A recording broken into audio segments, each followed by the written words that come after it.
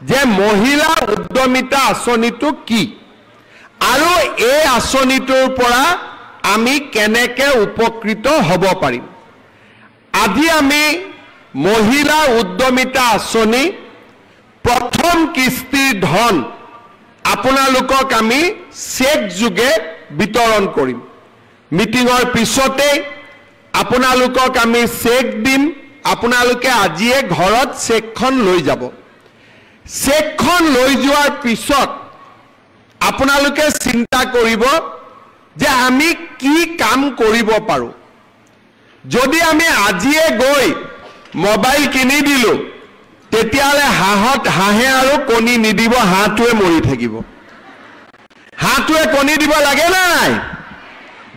এতিয়া এই 10,000 টকাটো লৈ আমি বহুত মহিলাক যাৰ 3টাতকৈ বেছি সন্তান তেওঁলোকক এই আঁচনিটো আমি দিয়া নাই। কিয় দিয়া নাই? ঘৰত যদি 3টা বাচ্চাই আছে কেনেকে তেওঁলোকে প্ৰডাকশ্যন কাম কৰিব, উৎপাদনৰ কাম কৰিব। জনজাতীয় লোকসকলক আমি 4টা দিছোঁ, বাগিচাৰ লোকক 4টা দিছোঁ। বাকী 3টা কাৰণ যিমানে সন্তান বেছি হ'ব দেউতাক মাকৰ দায়িত্ব সিমানেই বেছি, তেওঁলোকে উৎপাদনমূলক কাম কৰিব নোৱাৰিব। আমাৰ আঁচনিটোৰ লক্ষ্য হৈছে যে আমি আপোনালোকক আজি 10,000 টকা আপোনালোকক দিম আৰু আপোনালোকে অহা 1 বছৰ এই 10,000 টকাটো সৎ ব্যৱহাৰ কৰিব। কোনোবাই হালত দিব, কোনোবাৰ গিৰিয়েক বা স্বামীৰ ব্যৱসায় আছে তাতে 10,000 টকাটো দিব, কোনো আপত্তি নাই। বেয়া কামত খৰচ কৰিব নালাগে, ভাল কামত খৰচ কৰাত কোনো আপত্তি নাই। ঘৰত যদি মোৰ বাগিচা আছে, ক্ষুদ্ৰ চাহ খেতি আছে তাতো লগাই দিয়ক, কোনো অসুবিধা নাই। হালত কৰক, মুৰ্গী কৰক, কণী কৰক, ব্যৱসায় কৰক। 1 বছৰ পিছত আমি আপোনালোকৰ ঘৰে ঘৰে আহি পৰীক্ষা কৰিম। আমি আপোনালোকক সুধিম যে আপোনালোকে টকাটো ক'ত ব্যৱহাৰ কৰিলে। যিসকল আই মাতৃয়ে এই টকাটোৰ সৎ ব্যৱহাৰ কৰিব অহা বছৰ তেওঁলোকক আমি 25,000 টকাকৈ তেওঁলোকক আমি আগবঢ়াম।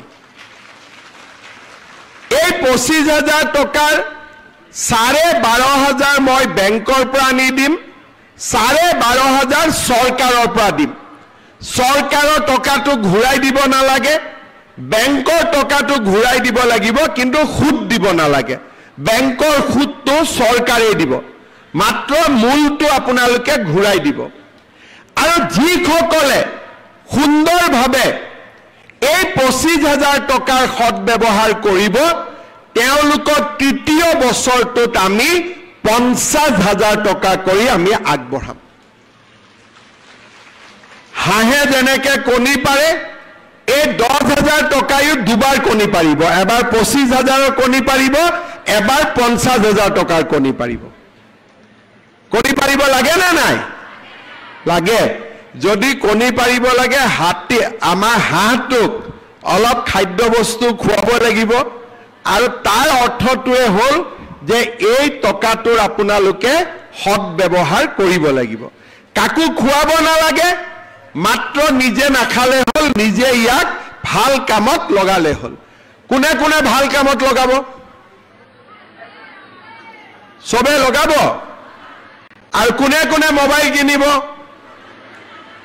যোনে মোবাইল কিনিব তাক মই আৰু 2,000 টকা দি দিম যাতে ভাল মোবাইল এটা পায়। কোনে কোনে মোবাইল কিনিব? পিছফালে কোনোবাই মোবাইল কিনিব নেকি? নিকিনে। কোনে কোনে নিকিনে? হাত ডাঙক। আচ্ছা, ৰঞ্জিত দা, মোবাইল দোকানীটো ব্যৱসায় বেয়া হৈ গ'ল। এতিয়া মোবাইল দোকানীবিলাকে নকলে হ'ল মামাক অহাবাৰ ভোট নিদিওঁ বুলি। চবে আশা কৰি আছে যে আজি উদ্যমিতাৰ টকা হ'ব, আই মাতৃসকলে ফেচবুক চাবৰ কাৰণে মোবাইল কিনি ল'ব। নিকিনিব দেই কোনেও, ঠিক আছে? ভাল কৰি টকাটো ব্যৱহাৰ কৰক।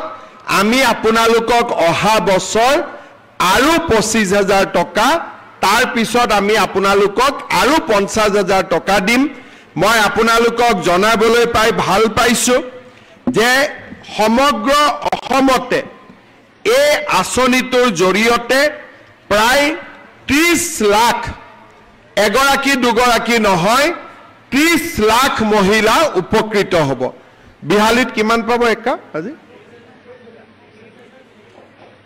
23,300 গৰাকী মহিলাই আজি বিহালী 10,000 কৰি লাভ কৰিব তাৰ মানে 230 কোটি টকা মোৰ ঘৰত আহোতে 10,000 লাগে কিন্তু যদি 10,000 আৰু 23,000 পূৰণ কৰি দিয়ে 230 কোটি টকা আজি বিহালী সমষ্টিত আপোনালোকে 230 কোটি টকা লাভ কৰিব আমি সকলোৰে যদি টকাটো হিসাব কৰো এজনৰ ঘৰত 10,000 আহিব কিন্তু সকলোৱে যোগ বিয়োগ কৰি দিলে 230 কোটি টকা আজি আমাৰ বেংকটোত লেনদেন হ'ব